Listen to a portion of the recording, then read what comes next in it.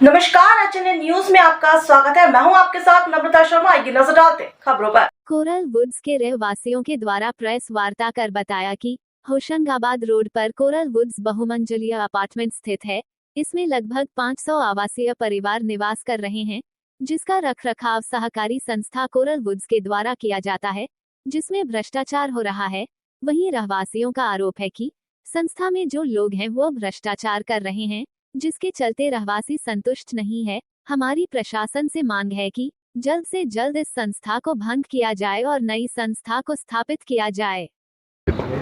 इस संस्था में पिछले कुछ जब से इसका गठन हुआ है तब से इसमें जो है वो भ्रष्टाचार चल रहा है, वित्तीय अनियमितताएं हैं और धन बल और अपने प्रभाव का उपयोग करके जो है ना यहाँ पे जो है इन भ्रष्टाचार को अंजाम दिया जा रहा है, जिसकी शिकायतें यहाँ के रहवासियों द्वारा आयुक्त, रजिस्ट्रार कई जगह जो है वो की गई, परंतु उस पर कोई कार्यवाही नहीं की गई।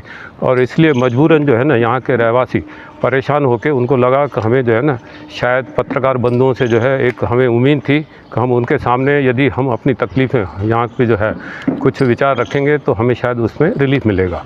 वस्तु स्थिति ये है कि यह जो कोरल वुड्स है इसमें करीबन 500 यूनिट्स हैं, 500 रहवासी जो है ना 500 परिवार यहाँ निवास करते हैं।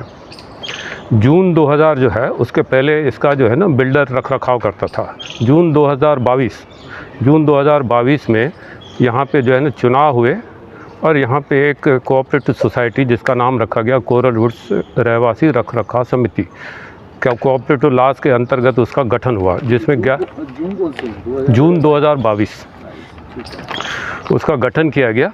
और उसके बाद उस सोसाइटी ने जो है ना वो बिल्डर से मेंटेनेंस लिया और यहाँ पे जो है ना उसका मेंटेनेंस चार्जेज जो है ना प्रति माह जो है वो 2000 रुपये निर्धारित किया। तो उस हिसाब से करीबन जो है ना सालाना 1.2 करोड़ की वो आय होती है। इसके अलावा यहाँ पे एक सुरक्षा निधि 75,000 रुपये पर यूनिट वो ली गई, तो वो करीबन 3 करोड़ का वो फंड वहाँ पे था। इस संस्था के आते साथ ही जो है ना जनरली इन्होंने अपना जो है एक प्राइवेट बैंक में एक अकाउंट खुलवाया, HDFC बैंक। सामान्यतः ये रहता है कि कोऑपरेटिव सोसाइटी के अकाउंट कोऑपरेटिव बैंक में रखे जाने चाहिए, पर इन्होंने वहाँ किया। यह जो सोसाइटी बनी उसके अध्यक्ष थे राजेश श्रीवास्तव, इलेक्टेड अध्यक्ष थे। राजेश श्रीवास्तव जी थे उस समय जो शिवराज सिंह चौहान जो मुख्यमंत्री थे उनके वहाँ एक उप संचालक के पद पे जो थे वो थे, और मतलब उप सचिव जिसको बोलते हैं सीनियर गजेटेड ऑफिसर की पोस्ट पे थे।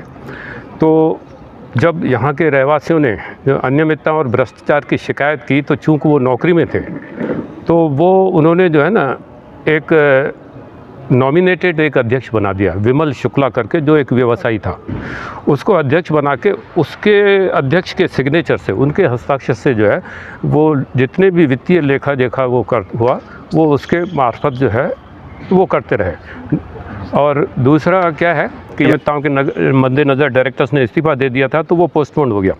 पोस्टपोन होने के बाद उनको तुरंत उसको सोसाइटी को भंग करना था, वो भी नहीं किया। उसके बाद फिर 1 महीने तक खींच के फिर 1 महीने बाद फिर उन्होंने इलेक्शंस रखे और फिर इलेक्शंस में फिर वही परिस्थिति आ गई, क्योंकि बहुमत था नहीं। जब तक 11 में से 6 रहेंगे नहीं तब तक वो चुनाव नहीं हो सकते, फिर भंग हुई।